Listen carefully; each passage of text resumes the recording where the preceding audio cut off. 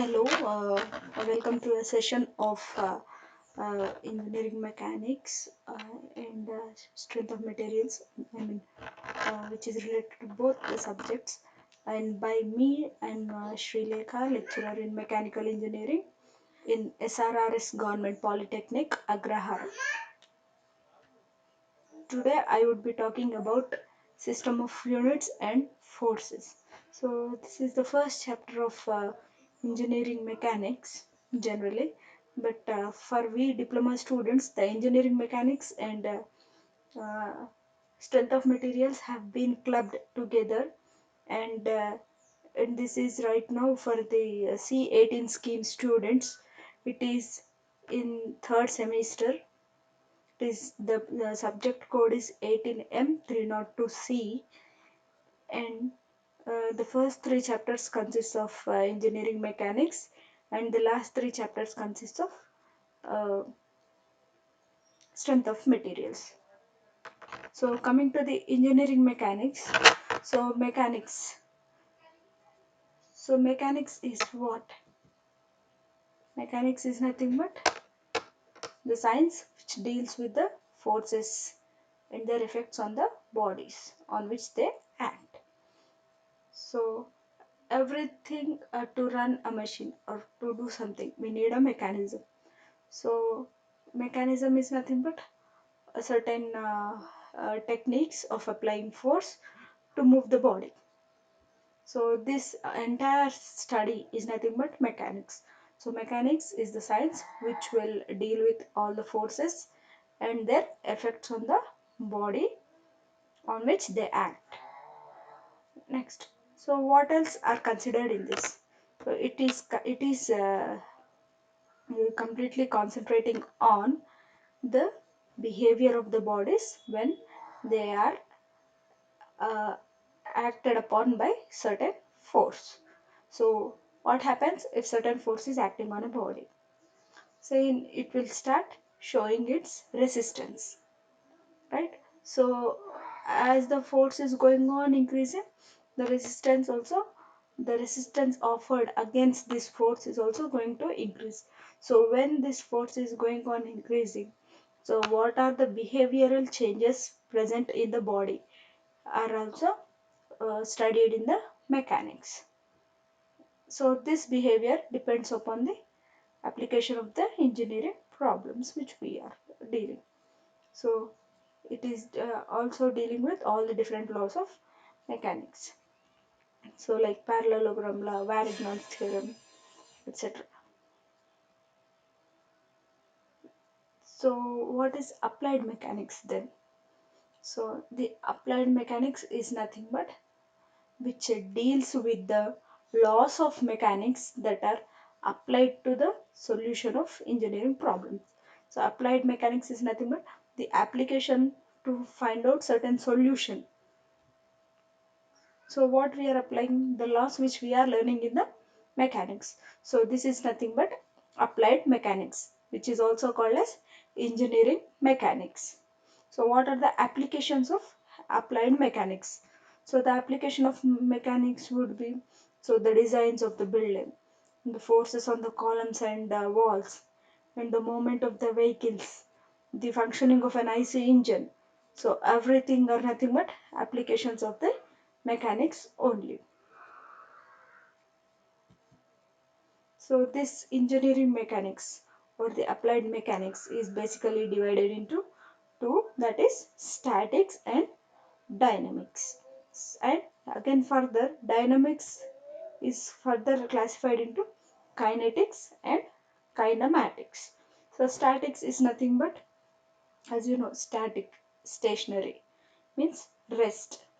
So the branch of applied mechanics which deals with the forces and their effects while acting upon the body which are at rest is called statics.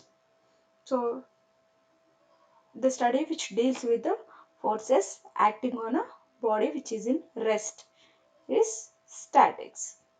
Next, dynamics. The branch of applied mechanics which deals with the forces and their effects while acting upon a bodies which are in motion is called dynamics. So if you are studying something about a moving body, the forces acting upon a moving body, then it is called as dynamics. If you are studying about a stationary body, it is called statics. And this dynamics again further categorized into two, that is kinetics and kinematics. So kinetics is nothing but the branch of dynamics which deals with the relationship between motion of the bodies and forces causing the motion. It means, so if you are considering the forces acting on certain body and you are dealing with the motion of the body, then it is nothing but movement of the body, then it is nothing but kinetics. And if you are not considering the forces acting upon the body, then it is called as kinematics. Okay. So statics is if you are studying something about the body which is at a rest, forces acting upon a body which is at a rest, it is statics. If you are studying something about the body which is in a moment, it is nothing but moving body, it is nothing but dynamics. Again, in this moving body also, if you are considering the forces, it is kinetics. If you are not considering the forces, it is kinematics. So that is what I've told. So statics, the branch of engineering mechanics which deals with the effect of forces on the bodies which are at rest condition. So the example is the load of the roof acting on a pillars. So in our construction sites we can view this. Dynamics is nothing but which are with the moving body. Load on a bridge due to moving truck. As the truck moves, so if you are considering about that, then it is like that. Next, so units of measurement. So first, what is physical quantity? So physical quantity is nothing but a quantity which can be measured is called as physical quantity. So this physical quantity can be in two types. First is basic quantities or fundamental quantities. Okay. This second one is derived quantities. So the basic quantities or fundamental quantities are nothing but the quantities which are independent one are called as fundamental quantities. The length if you take, so it is an independent one, it is not dependent on anything. Derived quantities means the quantities which can be expressed in terms of fundamental units nothing but are nothing but derived units. So the example is area. Area can be measured in terms of if you take area of a square, then it is simply side into side s square. So this is derived from by considering certain fundamental unit, that is side. So side is a fundamental unit and area is the derived unit. So all the physical quantities which are fundamental. We all know fundamental quantities are length, mass and time. Length is expressed in meters, mass is expressed in kg, and time is expressed in seconds. So mks. So there are four systems of units in which you can measure the magnitudes. First one is CGS system. In this, so this length, mass and time are measured in centimeter, gram and seconds respectively. That is why CGS. C is centimeter, that is a unit of length. G is gram, that is a unit of mass, and second is the unit of time. There are next MKS system. In this we will measure in terms of meter, kilogram and second.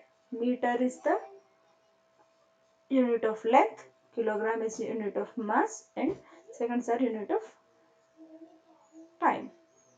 Next would be FPS system, foot, pound and second. So length is measured in foot, feet. So if for one we call it as foot, more than one it is feet. Mass is in pounds and time is in seconds. So CGS, MKS, FPS and one more you'll have standard units, SI systems. So in this, the length is in meters, mass is in kgs and time is in seconds. So the SI units are mostly derived ones. So derived ones I have already explained that. So which are expressed in terms of fundamental units are derived units. Surface.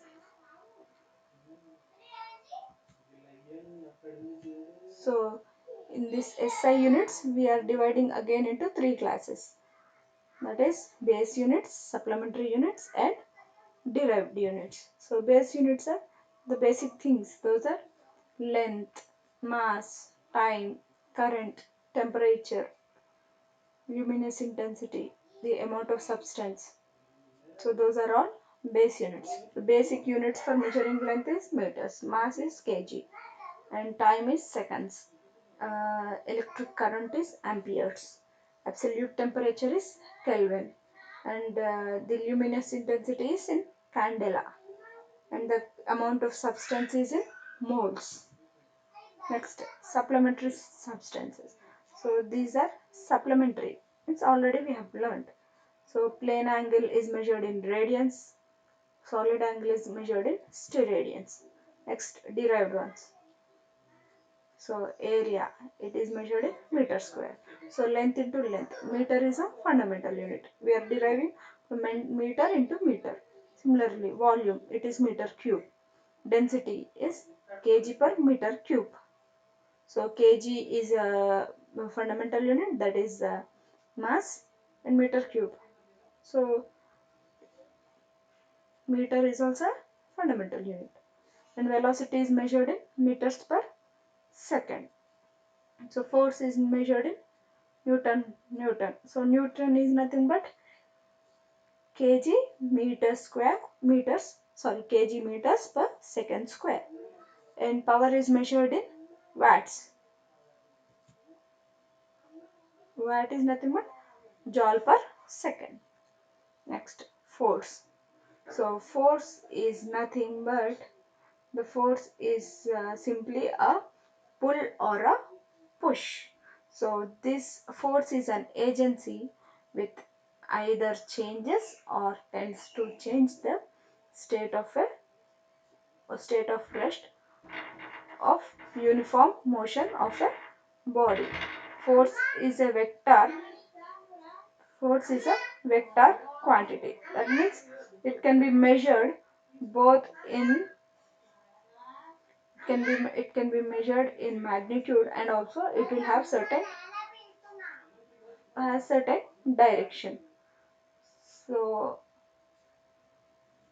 that is force. So force is an agent. So it might be a pull or a push.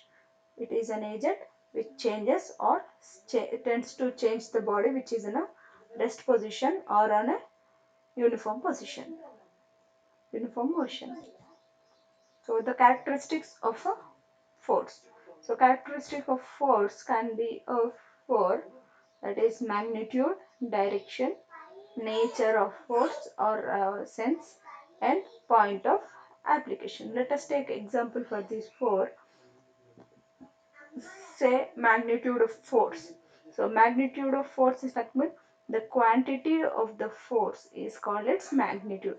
Example, say some load is acting, that load would be 100 newtons. So that 100, that number is nothing but the magnitude. Now if I take the 100 newtons of load is acting on a beam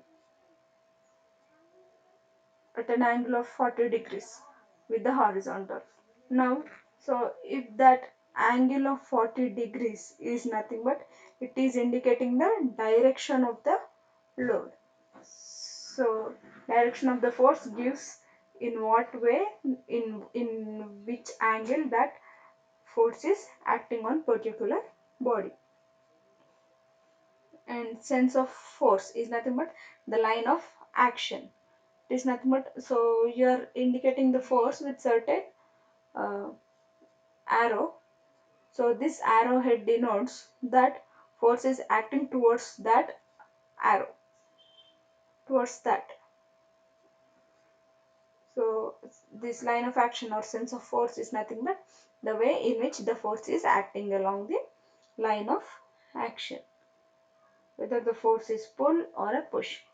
If the arrow is heading towards the body on which we are applying the force, then it is a push one. If you are acting, if the load is acting away from the body on which the force has to be laid, then it is pull. So last one is point of application. It is nothing but the point at which the load is acting. So what would be the effects of forces? So here you are taking an example. Body which is acted upon a rectangular block, say. So it is acted upon by a load of 100 newtons. So here let us see 100 newtons, which is making it an angle of 40 degrees with the horizontal. So first, magnitude, how much it is acting? It is 100 newtons. Next, what is the direction or line of action? Line of action is nothing but it is acting in an angle of 40 degrees to the horizontal. And you can see that arrow is towards the load. It means away from that board. So it is pull type one. If the arrowhead is at point A, then it would be a push type one. Next, so the point of application, where the load is acting. So it is acting at the point which is given, that is A. So this is the characteristics of force. And let us discuss something about the effect of force. So what happens when the force is acting on a body? What would be the changes that will be occurring? So first one would be, so in the definition itself it is given that, so it will change the state of rest or of uniform motion of a body. So if the body is at rest, then it will change the state of rest.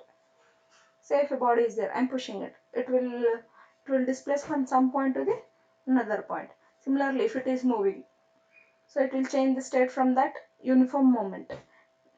And one more thing is, so if I'm not applying in a straighter manner at an angle or something, then the angle or the direction of the moving body may also change. Next, so if due to the effect of these forces, the uh, internal stresses will be induced in the body, and sometimes they change the shape of the body. See, if the body cannot offer the maximum resistance, then its shape would be damaged. Next, it will produce internal stresses in the body. Okay, so various system of forces are there. So system of forces is nothing but collection of various number of forces, several number of forces acting simultaneously at a body in one or more number of planes. So combination of, or the force system, which is a collection of various forces acting simultaneously on a body in one or more planes, is nothing but a system of forces. This system of forces is again further classified into various types. So that those are coplanar and non-coplanar. So coplanar forces are those which act along the same plane. Non-coplanar forces are those which act along the different planes. Again, in the coplanar we have three types. Those are collinear, concurrent and non-concurrent. Collinear forces are those in which the line of the forces act along the same line. Concurrent forces are those in which the forces act along the common point. Non-concurrent forces are those in which the forces do not pass through a common point. That is, they all don't come into contact. They are segregated away. Again, these non-concurrent forces are further divided into parallel and non-parallel. Non-concurrent means those are not intersecting. So parallel means, so if two forces are equidistant from each other at every point, then at their simultaneous points, then it is consecutive points, then it is said to be parallel. So they are equidistant at their consecutive points. It is parallel. So in this parallel, we will have two types. One is like parallel, the other one is unlike parallel. Like parallel means both the parallel lines, parallel forces are acting along the same direction. Unlike parallel means the forces are acting along the opposite direction. Non-parallel means both are not at equidistant, means they might make an angle with each other. So at some course of point, if you are extending the forces, then they would intersect at some point over the outside the plane or within the plane.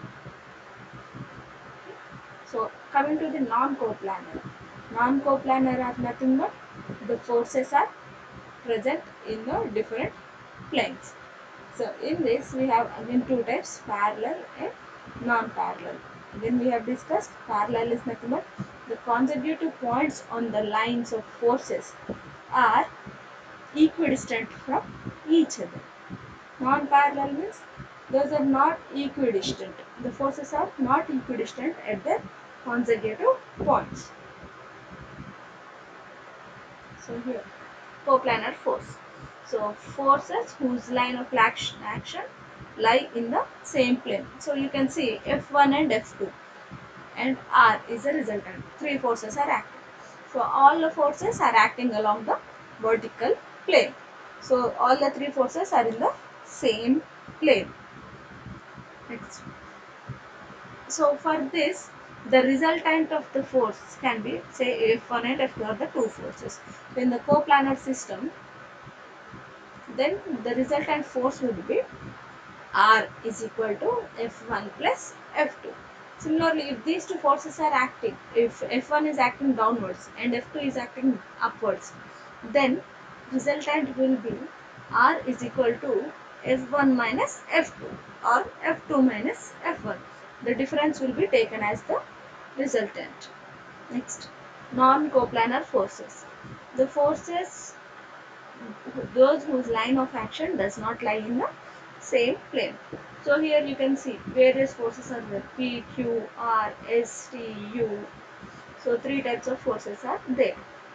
So you can see that U force is acting horizontally, R force is acting vertically, and P force is acting downwards, S is acting some other way.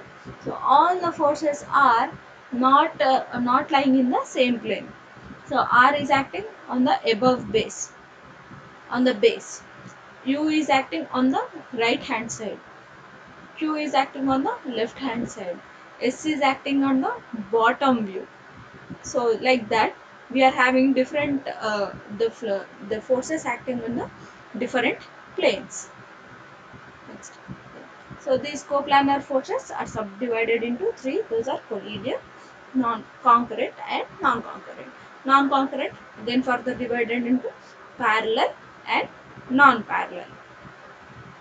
So concurrent forces are nothing but the coplanar forces whose line of action pass through a common point. See here you can see there are two wires or strings tied at two ends, two fixed ends.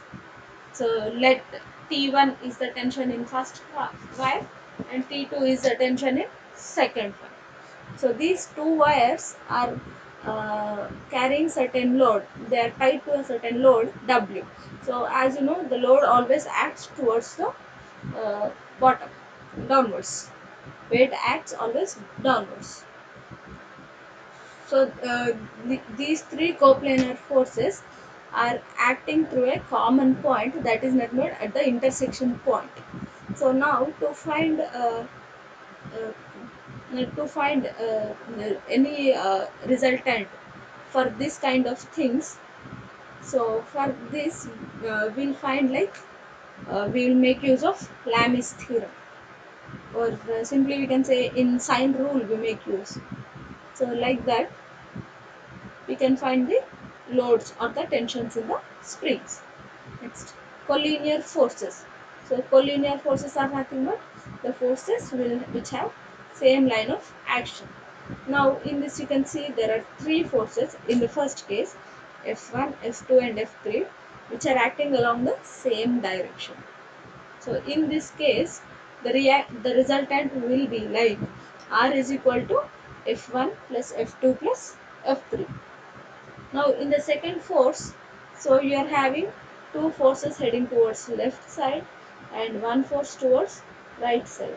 So in this case we will take resultant is equal to F1 plus F3 minus F2, because always the left hand side forces should be equal to right hand side. The body should be in a equilibrium. To maintain body in an equilibrium, the sum of the forces should be equal to 0. So resultant would be is equal to F1 plus F3 minus F2. Likewise, we'll calculate the resultant. Next, non-concurrent. So we already see non-concurrent are those which do not intersect. So here in the diagram, F1, F1, F2 and F3 are the three forces, where F1 is acting downwards, F2 is acting on the right side, and F3 is acting at an inclination. All the three forces are coplanar, acting in the same plane that I have denoted with the blue color, but those are not intersecting with each other. Those are not intersecting at a common point. So these three are the forces which are non-concurrent. Okay.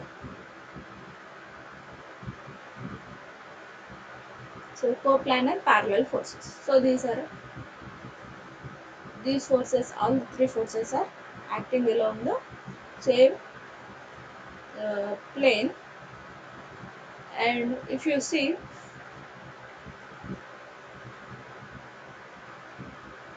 R1 and R2 are equidistant. Similarly, R1 and W are equidistant at every point. They both are, their lines of actions are equidistant at every consecutive point. So in this we can have two types.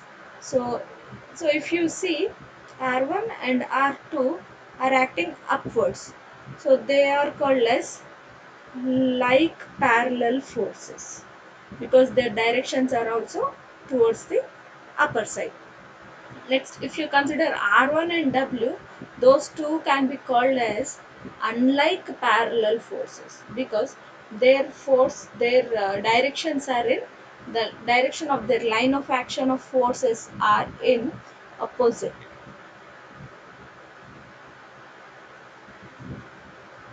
Next, coplanar non-parallel forces. So here F1 and F2, their lines of actions are not parallel to each other, right? So these two are the two forces, F1 and F2, which are acting at an inclination. And if you further uh, extend those lines somewhere beyond the plane, they might intersect. So those two are acting on the same plane but not parallel to the each other. Next, so coplanar parallel forces. So we have already discussed that.